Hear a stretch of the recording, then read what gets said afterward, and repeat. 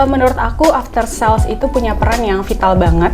Di timku aku selalu bilang nggak apa-apa kalau banyak banget pertanyaan dari customer. Banyak banget sekarang yang masih salah kaprah ya, ngiranya customer success itu sama seperti customer service. Renewal oke, dan mereka juga bahkan ada expansion sendiri gitu. Tapi mereka susah banget dikontak.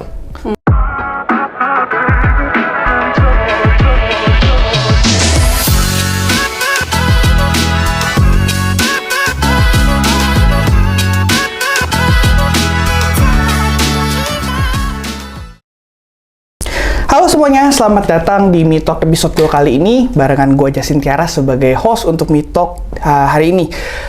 Hari ini kita bakal bahas satu topik yang sebetulnya cukup seru, yaitu terkait dengan after sales. Nah, tapi sebelum teman-teman pada mikir nih, itu mah cuma masalah follow up doang gitu kan. Tunggu dulu, jangan salah. After sales itu nggak sekedar masalah cuman customer kontak-kontakan terus habis itu kita cuman kayak oh iya baik-baik, itu tidak seperti itu. Nah, kali ini juga cukup spesial karena memang kita sendiri ada tim customer success. Hari ini kita kedatangan tamu yang tidak kalah luar biasanya, tidak kalah cantiknya dan tidak kalah pengalamannya tentunya, barengan Kak Sasa sekaligus manajer dari customer success. Nah, mungkin tak kenal maka tak sayang. Kak Sasa, silakan. Halo Miners, saya Sasa Maharani, customer success manager di Revcom. Senang banget hari ini bisa ngobrol bareng dengan Miners semuanya, dan mungkin aku akan share sedikit ya tentang pengalaman di dunia customer success, kemudian gimana sih build relationship dengan customer, dan juga gimana penerapan teknologi AI untuk build engagement dengan customer. Oke, terima kasih atas pertanyaannya Kak Sasa. Nah, mungkin kita langsung lanjut aja nih ya, nggak pakai tunggu-tunggu lama. Nah, mungkin Kak Sasa nih kalau kebetulan juga kita pernah kerja bareng, sering kerja bareng malah. Nah, dari kacamata Kak Sasa sendiri nih, kira-kira seberapa besar kontribusi after sales dalam menjaga loyalitas pelanggan terutama nih? Oke, menurut aku after sales itu punya peran yang vital banget. Kalau di SaaS, customer itu nggak berhenti di closing, justru perjalanannya itu mulai setelah itu, gitu ya. Produk bisa aja bagus, tapi kalau mereka nggak merasa didampingi atau nggak dapat hasil yang dijanjikan, mereka bisa berhenti kapan aja. Jadi menurutku after sales itu semacam penghubung emosional antara brand dengan customer, dan kita yang bikin mereka merasa, oh ternyata brand ini peduli nih sama gua. Dari situ loyalitas bisa tumbuh, bukan karena kontrak, tapi karena kepercayaan. Oke, lanjutnya sedikit nih. Kita ngomong tadi dari sisi emosional dan juga kita terkait dengan service lah ya istilahnya. Ada kata-kata dibilang tuh, kita sering bicara service isn't a department, it's a mindset.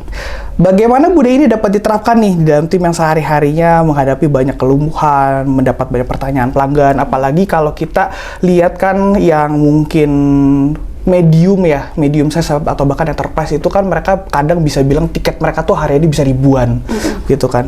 Nah, kira-kira gimana tuh? Nah, ini menarik ya, karena kalau kita cuma lihat service sebagai pekerjaan, kita gampang capek dan defensif. Tapi kalau kita ubah mindset bahwa service itu part of our DNA, kita jadi nggak ngelihat keluhan sebagai beban atau sebagai kesempatan buat bantu orang, gitu ya. Di timku aku selalu bilang nggak apa-apa kalau banyak banget pertanyaan dari customer, atau misalkan customer itu kritis banget nih, atau bahkan banyak komplain, artinya mereka itu masih peduli.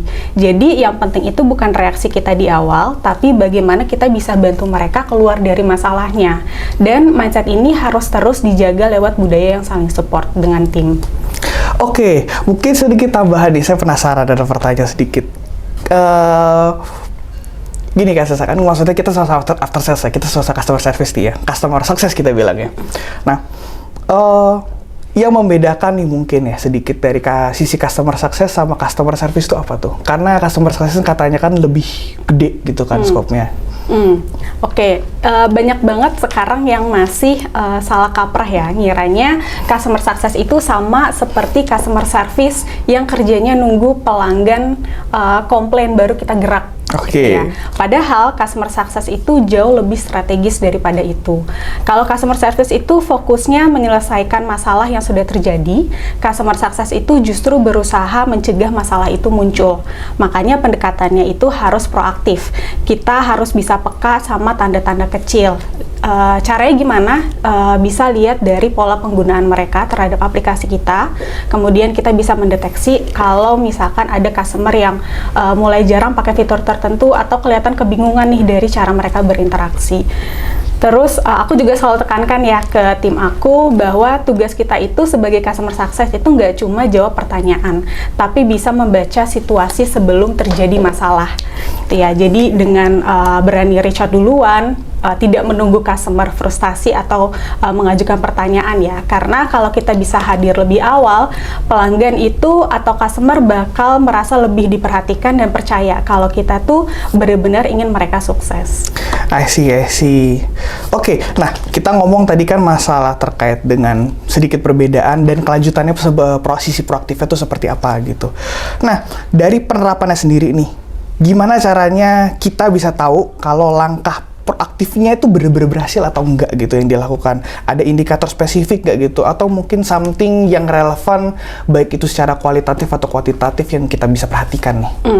Nah, untuk tahu pendekatan proaktif kita itu berhasil atau enggak, biasanya aku melihat dari 2 indikator ya, leading indicators dan juga lagging indicators. Kalau leading indicators itu lebih ke hal-hal yang sifatnya real time, seperti engagement rate. Gitu ya, seberapa sering kita berinteraksi dengan customer tanpa harus nunggu ada masalah dulu nih. Misalnya customer itu aktif ikut sesi training atau mereka join webinar kita, terus responsif terhadap follow-up kita, atau bahkan curhat tentang rencana penggunaan produk mereka ke depannya itu akan seperti apa.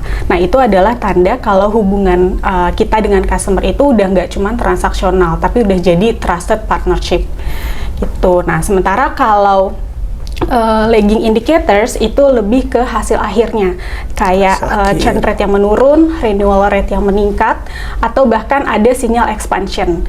Ketika customer udah mulai ngajak departemen lain untuk menggunakan aplikasi kita, itu artinya mereka bukan cuma puas, tapi udah percaya sama value produk kita gitu. Dan menurut aku selain dari 2 indikator itu ya, yang paling powerful justru datang dari komen atau kata-kata customer itu sendiri. Misalnya mereka bilang, senang banget deh udah dihubungin duluan, atau senang banget deh udah dibikinin report usage seperti ini, atau senang banget kita bisa arrange review meeting secara reguler seperti ini. Nah, itu adalah validasi yang paling jujur atas pendekatan proaktif kita yang sudah berhasil. Itu artinya kita udah benar-benar ada di momen yang tepat buat mereka. Sebelum mereka sadar mereka butuh bantuan, kita udah ada di sana. I see. Nah, follow up question nih sebetulnya Kak Sasa nih. Jadi kalau di SaaS, dari gue kan sempat ngobrol-ngobrol nih sama beberapa orang-orang yang kebetulan kerjanya juga di SaaS lah. Walaupun memang jujur kalau gue perhatiin nih, nggak semua SaaS itu mereka ada yang namanya customer success. Tapi mungkin mereka ada specific function.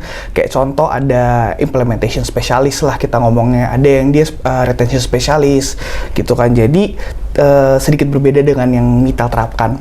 Nah, mereka bilang ada kesamaan di mana ada segmen customer tertentu yang kalau memang kita secara lihat nih ya, dari usage aktif sekali gitu. Terus abis itu renewal oke. Dan mereka juga bahkan ada expansion sendiri gitu.